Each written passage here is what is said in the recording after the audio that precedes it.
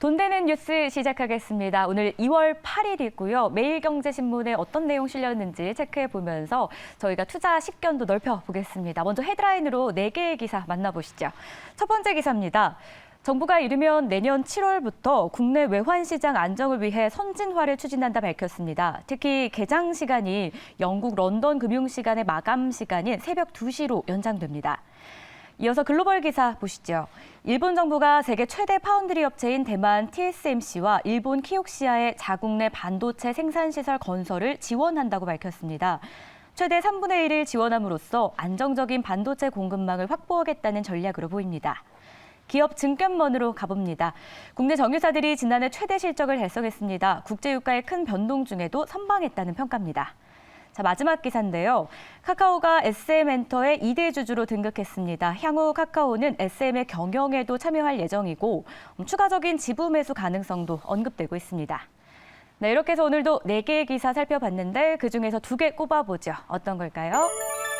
호실적을 기록한 정유사들, 그리고 결국 SM 경영에도 참여하는 카카오에 대해 다뤄보겠습니다.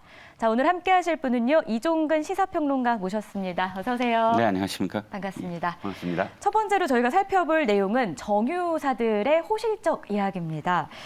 작년에 국제유가 변동폭이 꽤 크지 않았습니까? 그럼에도 불구하고 좋은 실적을 보여준 건데 일단 저희 실적부터 체크를 좀 해보겠습니다. 네, 그렇습니다. 작년 이미 예상됐던 것이고요. 역시 실적을 발표하니까 와, 이렇게 많이 실적이 올랐구나라고 여기실 겁니다. SK이노베이션, 또 현대오일, S오일 모두 다 영업이익 굉장히 많이 늘어났어요. SK이노베이션 같은 경우 약 한 129.5%의 전년 대비 영업이익이 올랐고 또 현대오일 역시 155.1%의 영업이익이 올랐습니다. 매출액도 전년 대비 이야기하면 거의 60% 후반대 정도 증가했고요. S오일은 영업이익 3조 4,081억 원으로 영업이익이나 혹은 매출액이나 모두 다 사상 최대치를 기록했습니다.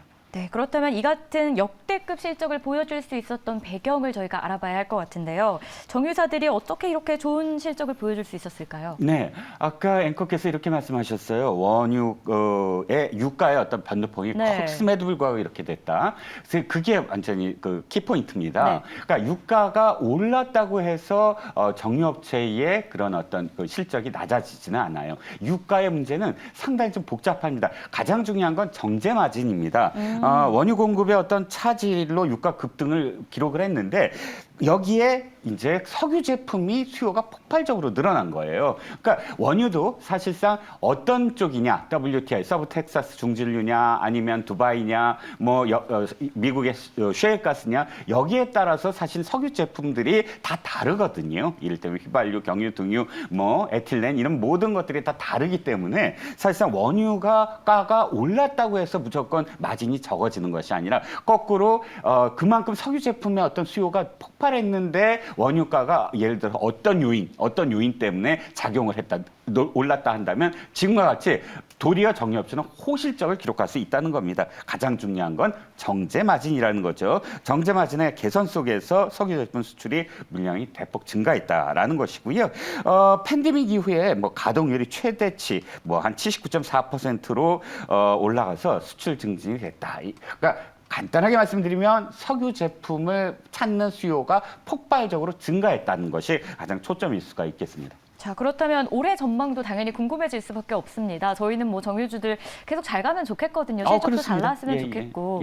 여기에 또 친환경 사업도 강화한다. 뉴스 기사의 내용이 있던데 함께 좀 체크해 주시죠. 네, 첫 번째 올해는 어떻게 될 것이냐라는 겁니다. 올해 역시 원유 수급은 불균형할 거예요. 즉 러시아 우크라이나 전쟁이 만약 끝났다고 한다면 그거는 다른 문제인데 교착 상태로 계속 지속된다고 한다면 작년까지의 그 원유 수급과 관련된 비슷한 어떤 양상을 보인다는 것이고 또 석유 제품의 어떤 폭증은 계속될 겁니다. 왜냐하면 예를 들어서 여행 수요가 굉장히 폭발적으로 늘어나고 있잖아요. 그럼 항공유의 수요도 역시 폭발적으로 증가할 겁니다. 항공유도 대표적인 석유 제품 아닙니까? 그렇다면 올해도 호실적을 예상하고 있는데 여기에 이제 각 기업들은 이런 어떤 그 호실적을 어떻게 미래 먹거리로 연결시킬 것이냐. 여기에 이제 초점을 맞출 겁니다. 그래서 SK이노베이션 같은 경우 그린 포트폴리오 아까 그 환경 투자를 말씀하셨지만 예를 들어서 암모니아 기반한 연료 전지 사업이라든지 또는 SMR 즉 소형 원자로 모듈이라든지 이런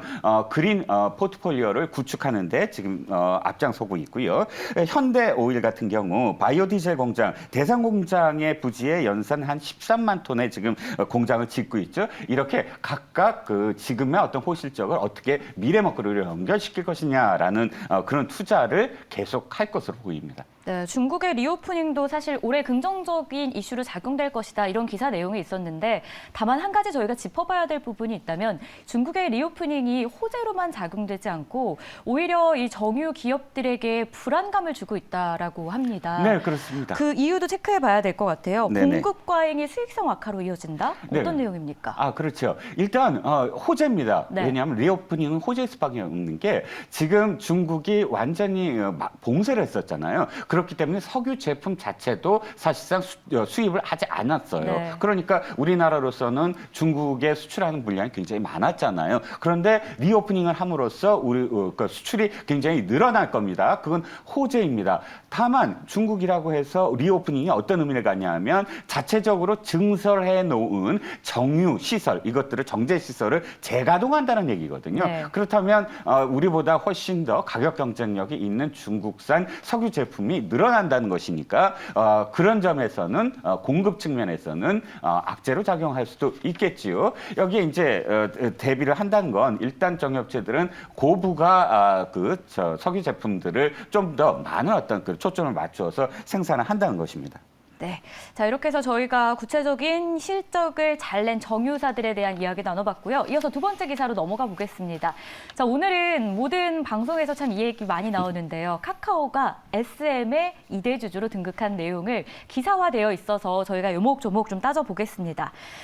지분 확보 내용에 대해서 자세하게 좀 설명이 먼저 필요할 것 같아요. 카카오가 SM엔터 지분 9.5%, 9.05%를 인수했다고요? 네, 그렇습니다. SM 이사회가 지난번에 SM 3.0을 발표하면서 이제 신주와 그다음에 전환사채를 발행을 했습니다. 신주는 123만 주, 전환사채는 114만 주, 합쳐서 약 한 2천억 원 가량의 그런 그 신주를 발행했는데 이것을 제3자 배정 방식으로 해서 카카오에 배정을 한 겁니다. 그래서 카카오가 이것을 인수함으로써 약 한 9% 내외의 그 2대 주주로 등극을 한 것입니다. 일단 특별한 이유 없이 제3자 인수 배정을 했다라고 이수만 프로듀서 지금 최대 주주죠. 약 한 18.8% 소유한 최대 주주가 반발하는 어떤 모양새이긴 하나 이 이사회에서 결정을 하게 된 결정적인 동기는 기관 투자가들, 국민연금이라든지 KB자산운용 2대 3대 기존의 2대 3대 주주였던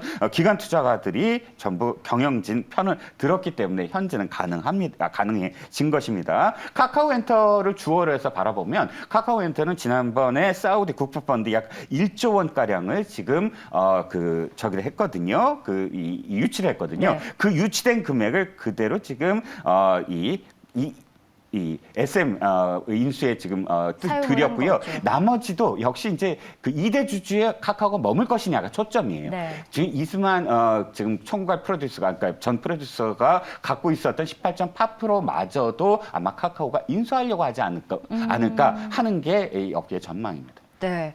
그렇다 보니까 결국 법적 다툼이 예상된다. 이런 기사들도 줄줄이 좀 쏟아지고 있습니다. 어느 측면에서 법적 싸움이 좀 일어나는 걸까요? 일단 아까도 말씀을 드렸지만 이수만 전 대표, 이수만 네. 프로듀서는 사실상 받아들이는 듯한 어떤 모양새였어요. 왜냐하면 작년에 여러 가지로 그 비판을 많이 받았거든요. 가장 심했던 게 뭐냐면 라이크 기획입니다. 라이크 기획이라 해서 자회사를 만들었는데 네. 자신은 월급 하나도 받지 않겠다. 일선에서 후퇴하겠다라고 발표를 했지만 실질적으로는 라이크 기획이라는 자회사를 만들어서 거기에서 어마어마한 그런 수익을 네. 얻은 거예요. 그래서 이번에 그 현 경영진이 라이크 기획과의 계약을 종료시켜 버렸습니다. 이것이 이제 이 시장에서 굉장히 호재로 받아들인 거예요. 왜냐하면 이수만 전 대표가 리스크 요인으로 지금 있었다는 거예요. 한마디만 더 말씀을 드리면 예를 들어서 지금 SM 그러면 우리나라에서 이 시장에서 1위였거든요. 부동의 1위였습니다. 그런데 있었는데 지금은 하이브의 반도 안 돼요. 시총이. 하이브가 1위고 그다음에 JYP한테도 밀렸다는 거예요. 지금 네. 3위라는 거예요. 그래서 사내에서는 사내 직원들의 입장에서는 이수만 리스크가 이번에 제거됐다라는 점에서 상당히 지금 찬성을 하는 그런 입장입니다. 네, 이번에는 좀 긍정적인 시너지 부분 이야기도 해보겠습니다. 카카오엔터와 SM엔터가 만나면 아무래도 좀 더 빵하고 터지지 않을까 이런 기대감도 들지 않습니까? 어떤 시너지 기대해 볼까요? 일단 지금 SM이 좀 부진한 측면이 있었어요. 네. 하이브에 뒤지는 게 커머스 시장이거든요. 가장 중요한 시장 중에 하나가 그러니까 이 아티스트들이 지금 소비자들하고 그대로 소통을 하는 네. 그런 시스템이 굉장히 지금 경쟁이 있었는데 이번에 카카오를 인수를 하면 카카오가 2대 주주로 등극하면서 그 면에서 네이버와 하이브가 손잡았는데 네이버 하이브와 경쟁을 할 수 있다라는 점, 커머스 시장을 경쟁을 할 수 있다라는 점과 그다음에 글로벌 매니지먼트를 카카오엔터와 SM엔터가 함께 할 수 있다는 점, 그리고 AI가 카카오가 굉장히 발달했잖아요. 그 AI를 통해서 사업을 공동으로 준비하는 그런 계획을 하고 있다고 합니다. 네, 방금 앞서서 살짝 언급을 해주셨습니다. 네이버와 하이브 그리고 카카오와 SM 대결 구도가 형성되는 건 아닐지 그런 의문도 좀 듭니다. 아무래도 IT 공룡과 대형 기획사가 만난 거다 보니까 이 둘의 싸움이 앞으로 더 본격화되지 않을까라는 전망이 좀 나오더라고요. 네, 그렇습니다. 지금 제가 이 코너에서 네이버 네. 말씀을 한번 드렸잖아요. 네이버가 엔터테인먼트로서 할리우드 진출한다. 이것은 카카오와 네이버의 지금 글로벌 콘텐츠 시장에서 한 발 앞서가고 있다라는 그런 느낌을 지금 가져요. 그러니까 카카오가 이번에 제2의 승부수를 띄운 겁니다.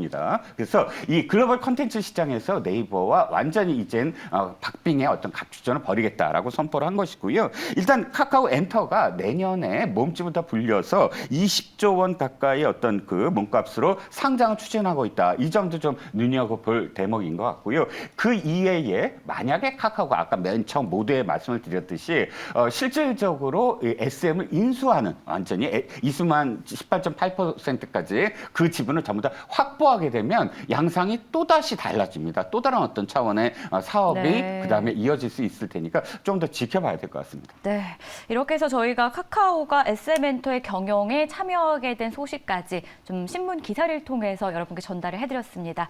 이 시간 이종근 시사평론가와 함께했습니다. 말씀 고맙습니다. 네, 감사합니다.